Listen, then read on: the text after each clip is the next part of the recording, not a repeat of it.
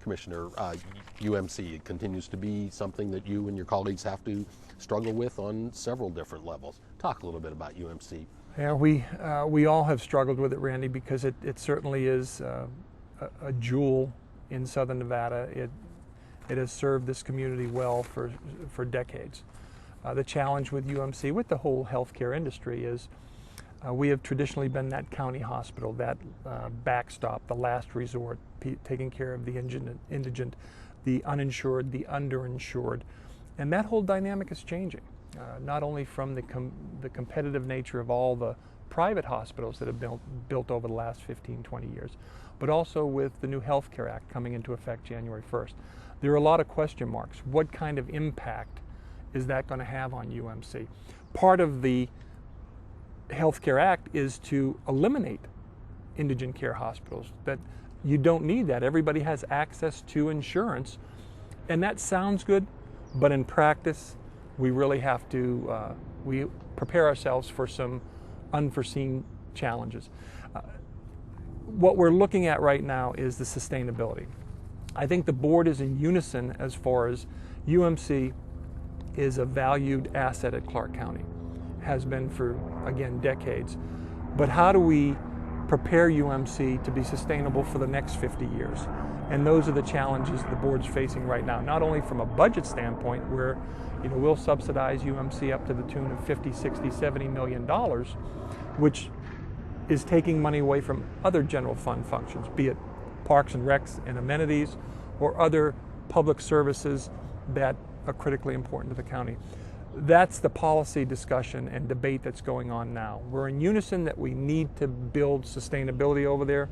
How we get there is where the challenge is.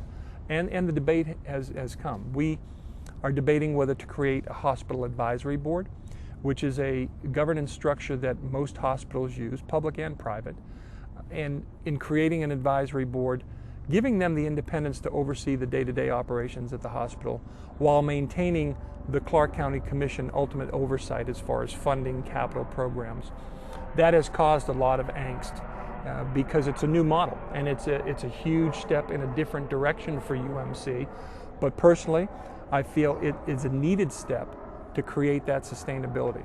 The decisions we make, Randy, over the next few years with UMC are going to impact the county for decades to come. That's why it's been contentious. It's been very public, people on different sides. At the end of the day, that's healthy, though. That public debate on the future of UMC is healthy, because in the long run, it needs to get done if we're going to truly save UMC.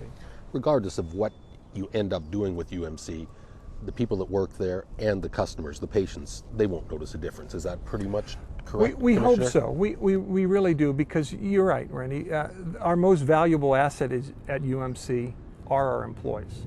And they've demonstrated that just last meeting or 2 meetings ago at the County Commission, we once again recognized Brian and the staff over there for being awarded national recognition as far as the different centers of excellence over there. Everybody knows about the trauma and the burn center and the pediatric ward, but we keep building on those successes. And it's the employees that have created that environment of excellence. It's the other things, the infrastructure. We're $100 million plus behind in capital improvements at UMC. And how can we compete as a county hospital when these private sector mega firms are investing tens of millions, if not every year, every few years, to remain competitive? That's a challenge. We have to identify how to get from where we are today and build a strong UMC to compete and sustain itself into the future. Commissioner, I noticed your very cool t-shirt there. It's Regional Flood Control District. Of course, you're the chairman of that amazing agency, and as we're moving into the summer season now, well, it's monsoon season, and people don't realize it, but a few inches, a little bit of rain can cause catastrophe here in Clark County, and the Flood Control District has done an amazing job over the years. Very much so, Randy. It's and we'll towards the end of June we'll be having our flash flood awareness press conference, which really kicks off the flash flood season. But it's the public agency that we don't want people to hear about, because when we're in the news, it's usually after a major event. what we have done very successfully, we, the Regional Flood Control District and the staff led by Gail Frazier over the last decade, been very aggressive with our public outreach into the schools, especially the elementary schools, teaching people about the dangers of flash flood even in the desert. We've built on the license plate campaign where people play on the license plate. That has done us very well. And in surveys that we've taken over the last decade, the awareness level has risen well into the 90 percentile. And that's good because that's the key on the flood control side, is trying to get that message of common sense. You know, Gail always says that it's a dual mission. It's to build the facilities to keep the water away from people and build the outreach program to teach people to stay away from floodwaters. It's simple, and it's been very successful. I go back to one of our predecessors here at Clark County, Commissioner Bruce Woodbury, who is considered the father of flood control. He literally created the agency back in the mid-'80s, and it's been gung-ho ever since. And we're a pay-as-you-go agency. We collect a 1/4 cent sales tax and spend only what comes into the coffers. And in doing so, people always ask, well, why don't you go out there and build that detention basin or fix that channel over here? Those of you that understand the valley, you know, everything is going to flow down from the west side ultimately to Lake Mead. It's a puzzle. It's putting together the pieces of a puzzle with detention basins and flood channels and natural washes. It's not something you can go and try to predict where Mother Nature is, but it's been 20 plus years now, and we've done wonderful things with a lot more to go. We've spent well over $1 billion, and there's probably another $1 billion left to be built out, and it will happen over the next 15, 20 years. The main thing is safety. It's keeping people aware, be it if you're in a car, certainly stay away from floodwaters. If you're out playing, stay away from our detention basins and channels.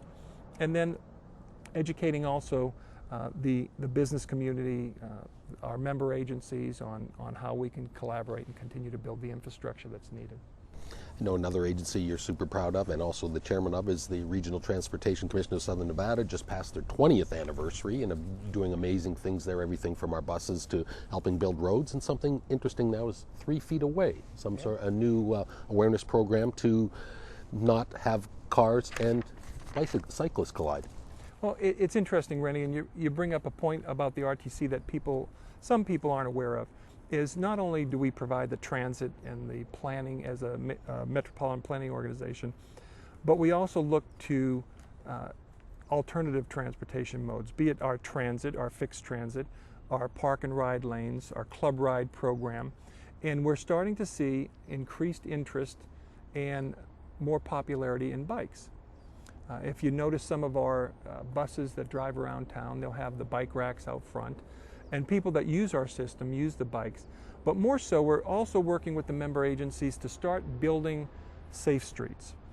It's not how quickly we can get pavement down, it's let's create these streets that accommodate cars, accommodate buses, accommodate pedestrians, and accommodate bicyclists.